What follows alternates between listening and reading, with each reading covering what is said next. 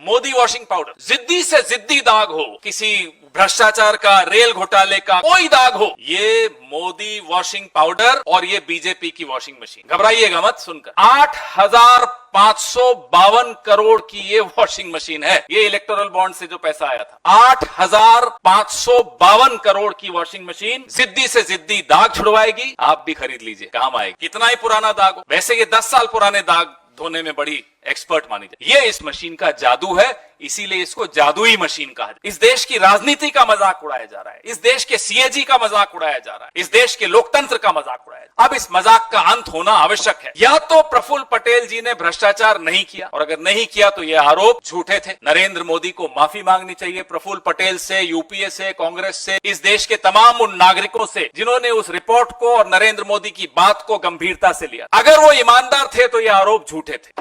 और मैं प्रफुल्ल पटेल जी से भी आग्रह करूंगा, हिम्मत दिखाइए, ठोक दीजिए मानहानि का दावा नरेंद्र मोदी, हिम्मत दिखाइए। अब तो क्या, अब तो आपके पास ये हो गया, अब तो आप साफ हो गए, अब थोड़े वापस से फाइल खुले। और अगर ये आरोप सच्चे थे तो ये फाइल क्यों बंद हुई, ये केस क्यों बंद हुआ? दो ही चीजें हो सकती हैं, या सच था या झूठ था। झूठ था तो माफी मांगिए, सच था तो आपकी पार्टी में, आपके गठबंधन में वो क्या कर रहे हैं, फाइलें क्यों बंद हो रही हैं?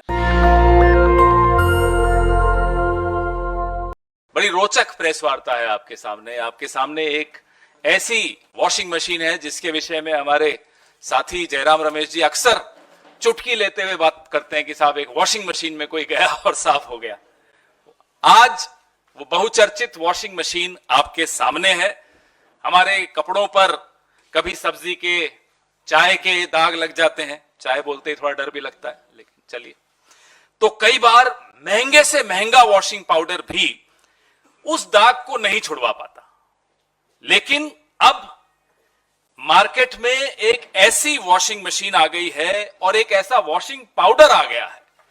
यह है उस वॉशिंग पाउडर का नाम, मोदी वॉशिंग पाउडर।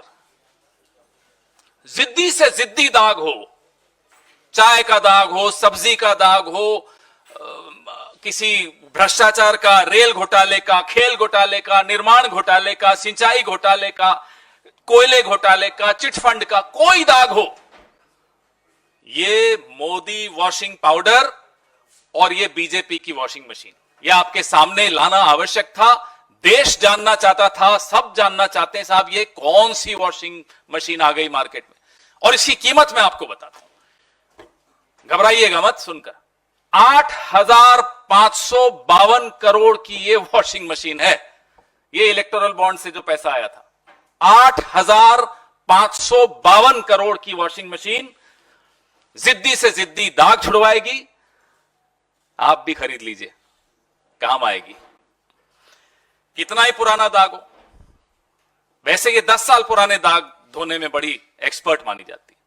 2014 से पहले के जितने दाग हो, ना केवल ये तेजी से सफाई करती है, आप बहुत हैरान होंगे जानकर, इसमें एक स्पिन का बटन भी है। स्पिन, वो स्पिन का बटन अगर आप दबा दें तो फिर कोई घोटालेबाज वो राष्ट्रभक्त बन जाता है, स्पिन हो जाता है पूरा गोल।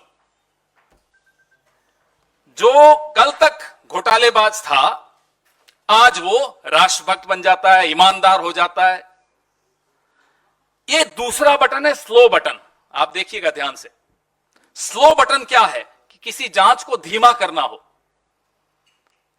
उससे पहले बात कर लो, बीजेपी में आ जाओ साहब, सब ठीक हो जाएगा, वो हाँ सोच रहा हूं कहेगा तो स्लो बटन में चला जाएगा, तो जांच धीरे हो जाएगी, कार्रवाई ढीली पड़ जाएगी, फाइल कहीं नीचे ईडी के ऑफिस में या सीबीआई के ऑफिस में कहीं नीचे चली जाएगी। यह इस मशीन का चमत्कार है, यह इस मशीन का जादू है, इसीलिए इसको जादुई मशीन कहा जाता है। फिर जब तक इस वॉशिंग मशीन में, अरे वो डालिए ना,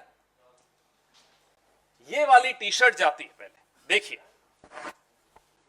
इस पे जो लिखा हुआ है आप पढ़ रहे हैं, अब मैं इसमें ये डलवा रहा हूं, अरुण जी इसके अंदर डालिए और देखिए क्या निकल कर आता है।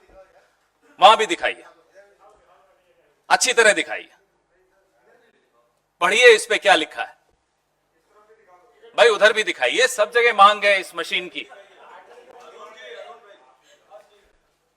देखिए इस मशीन की कितनी मांग है। अब इसके अंदर डालेंगे अरुण जी, अरुण जी अब डाल दीजिए, सबने देख लिया।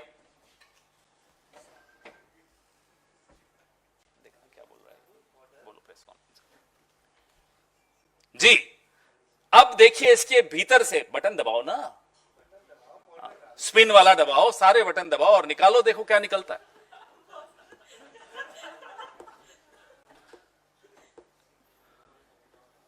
आज की प्रेस वार्ता मोदी जी जरूर देख रहे होंगे। अब ये देखिए साफ होकर क्या निकला।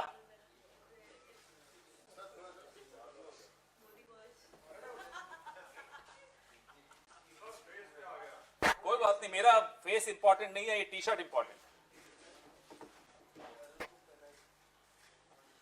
देख लिया आपने? तो ये जादू आपको दिखाया। आज की प्रेस वार्ता से पहले एक खबर छपी कि श्री प्रफुल्ल पटेल के खिलाफ सीबीआई ने मामला बंद कर दिया। आज से कुछ महीनों पहले प्रफुल्ल पटेल जी ने एनसीपी को तोड़ा, भाजपा के इस वॉशिंग मशीन के गठबंधन में शामिल हुए, इस वॉशिंग मशीन के अंदर गए और बाहर यूं निकल कर आ गए। ये प्रफुल्ल पटेल जी के साथ हुआ। ऐसे 21 उदाहरण हैं, अभी आपको मैं प्रेस रिलीज में दे रहा हूं। 21 उदाहरण। हिमंता बिस्वा शर्मा है उसमें, नारायण राणे है उसमें, अजीत पवार है उसमें, हसन मुशर्रफ है उसमें, छगन भुजबल है उसमें, अब अशोक चौहान जी भी उसमें। और आपको मैं एक एनेक्सर दिखाऊंगा। यह भाजपा ने आरोप प्रफुल्ल पटेल पर लगाए थे। ये देखिए, ये क्या आरोप थे? ये आरोप थे कि एयर इंडिया को लीज पर हवाई जहाज लेने की कोई जरूरत नहीं थी, लेकिन प्रफुल्ल पटेल जी ने, मंत्री जी ने जबरदस्ती फाइल मूव की और लीज पर, पट्टे पर हवाई जहाज लिए, जिससे 3,000 करोड़ से ऊपर का नुकसान हुआ। और वो पैसा आरोप लगाया गया कि हमें मिला यूपीए की सरकार में। हमने उस वक्त सीएजी, क्या नाम है उनका, आजकल तो सीएजी के नाम भी लोगों को याद नहीं रहते, लेकिन उस वक्त के सीएजी का नाम तो सबको याद है, विनोद राय हुआ करते। कठपुतली थे, डोर जिसके हाथ में थी आज वो सत्ता में है। तो सीएजी ने अनाप शनाप लंबी चौड़ी उसमें टिप्पणियां की, आप लोगों ने खूब चलाई वो टिप्पणियां, और उन सब रिपोर्ट्स का लाभ लेते हुए आज नरेंद्र मोदी जी इसके ऊपर सवार होकर बैठे। या तो प्रफुल्ल पटेल जी ने भ्रष्टाचार नहीं किया, और अगर नहीं किया तो ये आरोप झूठे थे। नरेंद्र मोदी को माफी मांगनी चाहिए प्रफुल्ल पटेल से, यूपीए से, कांग्रेस से, इस देश के पत्रकारों से, इस देश के एक्टिविस्ट से, इस देश के तमाम उन नागरिकों से जिन्होंने उस रिपोर्ट को और नरेंद्र मोदी की बात को गंभीरता से लिया था। अगर वो ईमानदार थे तो ये आरोप झूठे थे।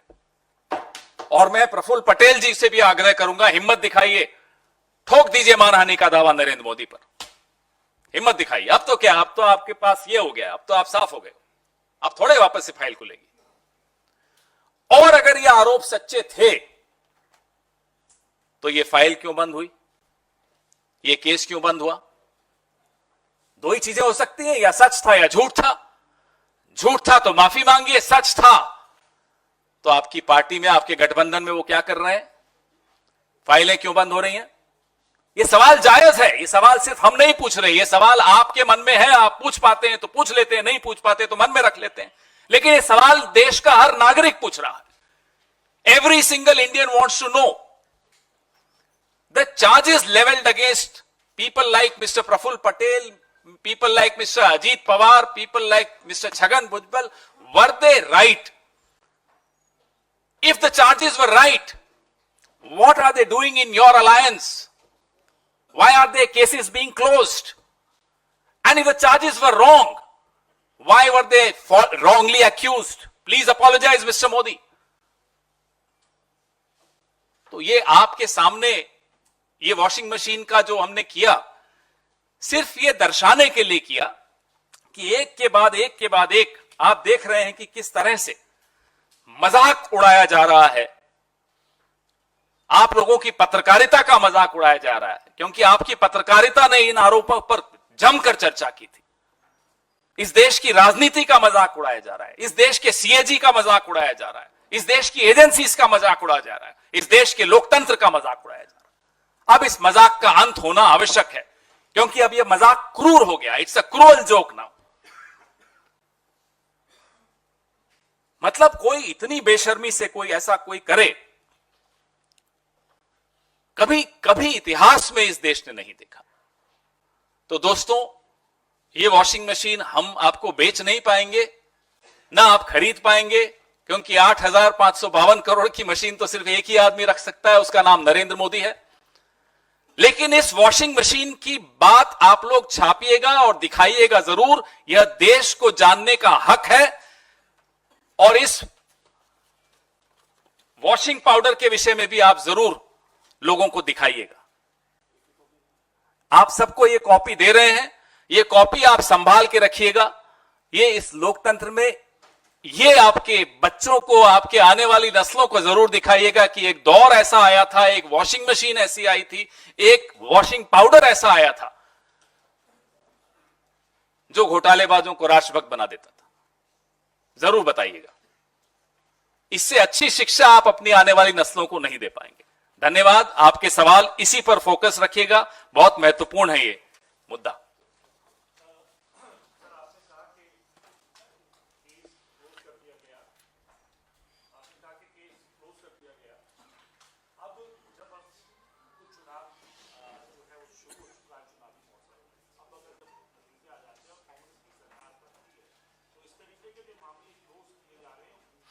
मुझे सिद्धार्थ जी एक बात बताइए, 2019 की बात है, मुझे अभी याद आई।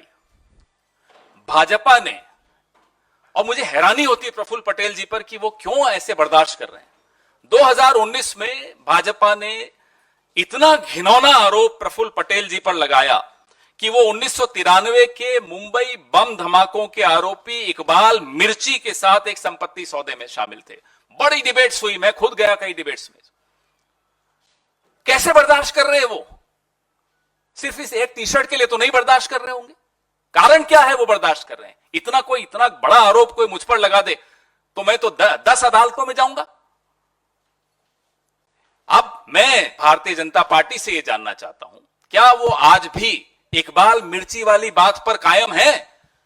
क्या प्रफुल्ल पटेल जी की इकबाल मिर्ची से कोई संबंध था? संबंध था तो प्रफुल्ल पटेल जी का नरेंद्र मोदी से क्यों संबंध हो गया? और नहीं था, माफी मांगे। हम चुनाव के बाद क्या क्या करने वाले हैं वो आप देखेंगे, रोज आपको ब्रेकिंग न्यूज देंगे। और ये अधिकारी जो इनकी कठपुतली बने हुए हैं, ये भी आज कान खोलकर सुन लें, एक एक को कटघरे में खड़ा किया जाएगा।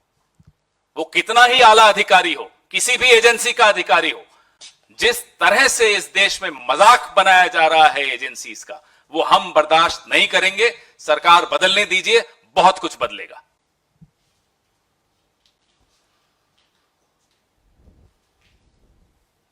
फोटो तो ले लीजिए वॉशिंग मशीन की, और इस पे कोई सवाल हो तो आपका बिल्कुल पूछिएगा। आपने कहा कि प्रफुल्ल पटेल के अलावा 21 और बड़े नाम हैं जो इस वॉशिंग मशीन में तथाकथित रूप से गए और बाहर जब निकले तो उनको क्लीन चिट मिल चुका था। ऐसे कितने लोग हैं और किस किस पॉलिटिकल पार्टी से वो बीजेपी में गए? मैं ये लिस्ट आपको साझा कर रहा हूं। इसमें 51 नाम तो ऐसे हैं जिनको मैं तारीख के साथ आपको बता रहा हूं। मैं एक दो उदाहरण दे देता हूं आपको।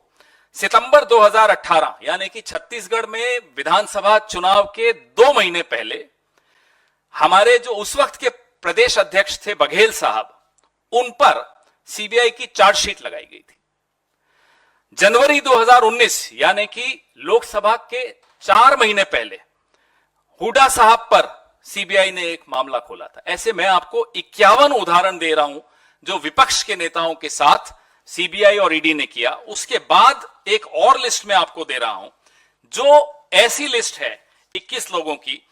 मुकुल रॉय से शुरू होती है जो टीएमसी से फिर चले गए, तो सीबीआई ने जो नारदा और शारदा स्कैम था उसका क्या किया पूछ लीजिएगा। शुभेंदु अधिकारी नंबर 2, नंबर 3 हिमंता बिस्वा शर्मा, नारायण राणे, मिथुन चक्रवर्ती, सोवन चैटर्जी, वाईएस चौधरी, सीएम रमेश, अजीत पवार, हसन मुशरिफ, प्रफुल्ल पटेल, छगन भुजबल, फिर दो और हैं, वाईएस जगन मोहन रेड्डी, वी विजय साई रेड्डी। ये सारे उदाहरण आपके सामने हैं, आप ये देखिएगा कौन सी पार्टी के हैं, आपको खुद सारे जवाब मिल जाएंगे। ये लिस्ट भी मैं संजीव जी से आग्रह करूंगा कि ये सारा आपको अभी भेज देंगे।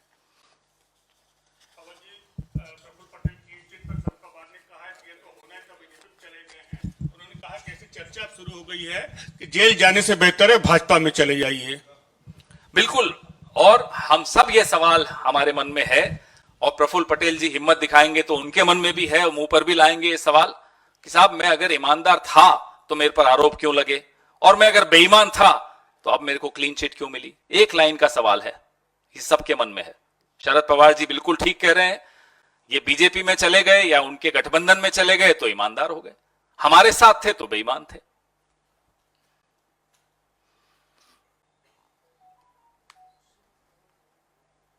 वेयर आर दोस चैनल्स जो वो सीएजी रिपोर्ट्स बहुत दिखाते थे, आज कोई पूछ नहीं रहा इस बारे में। मैंने एक डिबेट में पार्टिसिपेट किया था कि दाऊद इब्राहिम के क्या रिश्ते हैं प्रफुल्ल पटेल से, मेरे को अच्छी तरह याद है। कहां है वो चैनल, क्यों नहीं पूछ रहे आज? मैं बताता हूं ना, क्या जवाब मोदी जी देंगे कि दाऊद इब्राहिम से क्या रिश्ते थे प्रफुल्ल पटेल। इस मशीन में दाऊद इब्राहिम को डालो, देखो क्या निकलता है।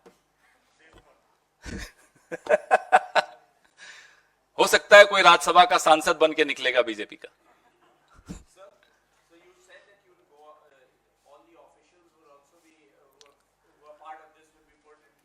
No one. If India bloc comes to power, will you also go after these politicians who you are saying that have gone to the BJP and their past record has been? Well, we have always maintained that all these so-called scams which the BJP spoke about were fake.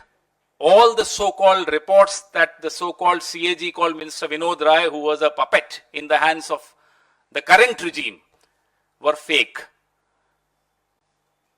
But we'll definitely go after every single officer of these agencies who has willingly become a party to undermining our democracy and our constitution. No one will be spared.